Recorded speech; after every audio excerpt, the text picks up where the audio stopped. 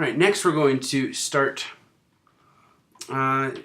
styling the menus, and we're going to start actually with the menu that shows up.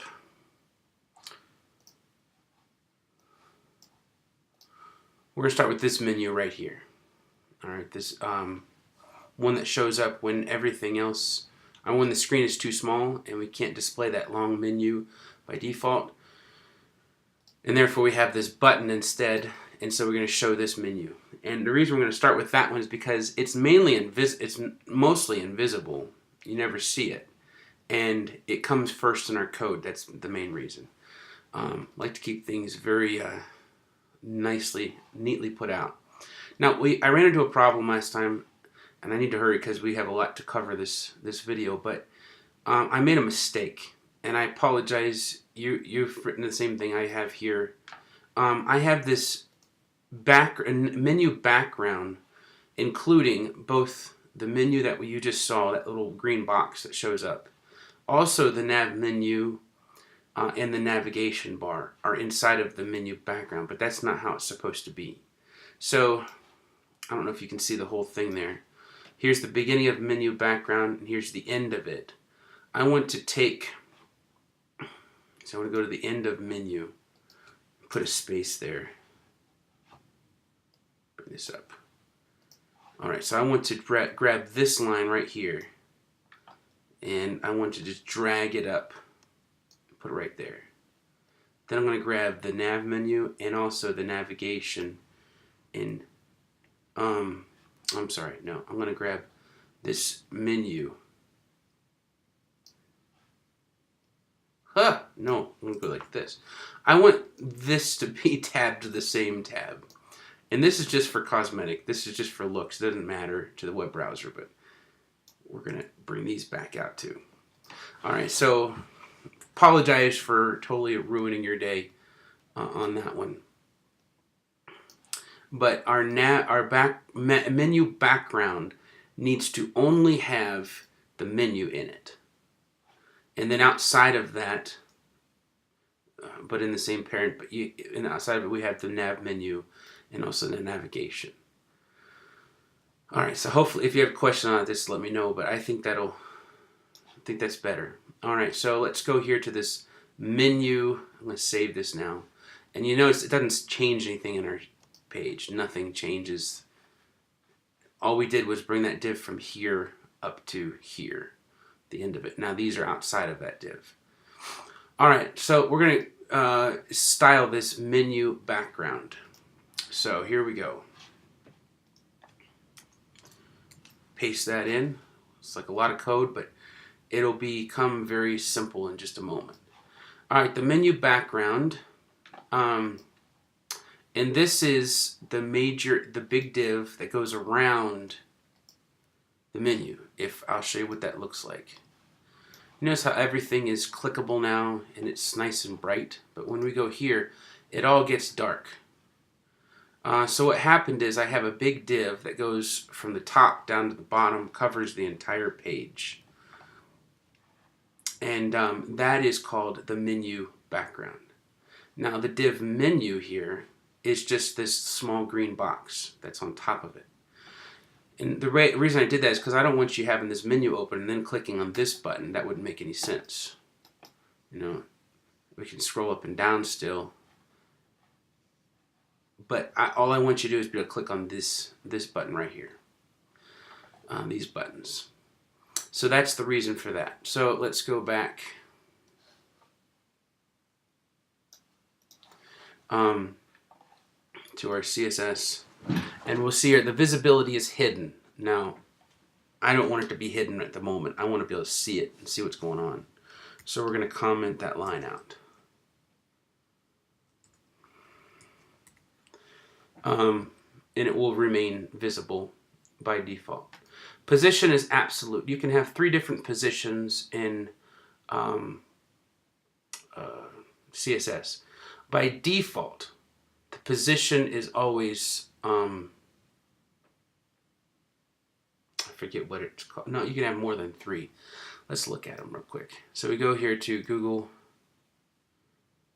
I think it's inherent is what the position is normally. Let's do HTML position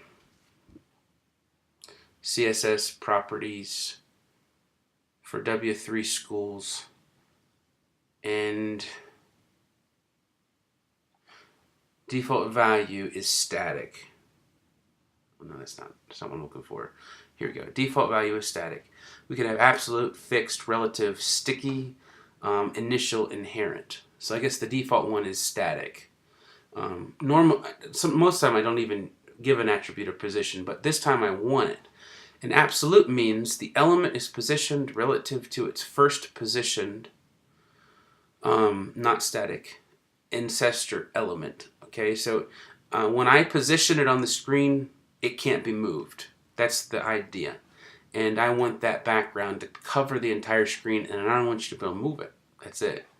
So we're going to give it a width of 100%. That means 100% of the entire browser page, and also a height, the entire browser page, 100%. And I want to put a z-index of 1. Z-index, kind of like in Paint.net, you have layers, and you can put one layer on top of another layer. Well, your z-index is layers. I'm giving this an index of 1, which is automatically going to bring it out in front of everything else, because nothing else has a z-index.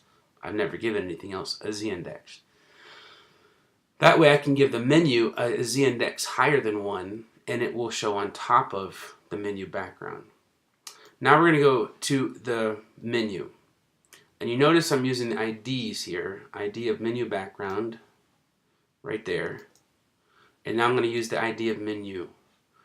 And I'm going to also make it absolute. I'm going to display block. Now displays, you can look that up here as well. It's going to take some time to get through all this. HTML display. So look up display properties. Once you learn all these things, you won't have to look them up so much, but here's all the values you can have for display. There's quite a few. The ones that I have normally used are inline, block. Now, what is the default? Does it say? Default value is nothing. I always kind of thought default value was block, but we're making this block. So it displays an element as a block element, like a paragraph. It starts a new line and takes up the whole width. And so basically, these images, they're displayed in block. And the way I like to think of it is they're blocks on top of each other. They're stacked up like blocks. That's the idea of that. You can also use inline, which puts them in line, like a span. Okay? You can say inline block, which puts them one here, one there across the page in line. There's flex, there's grid. We'll get into all that type of things. I like to stay away from flex stuff because it messes. I just don't like it. And then you have tables. When you use tables, and we'll use tables later on for quite a few things actually. That's like a grid, like a spreadsheet grid. There's displays for that as well. So this is a very common line, a common attribute display. And most of the time we're going to use blocks. Sometimes we'll use inline and some of these others as we have need of it. Okay, so display block. Top is 10%, and that is a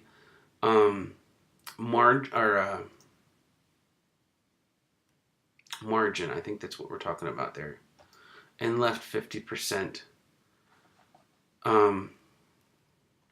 Oh, no, I'm sorry. That is positioning on the screen.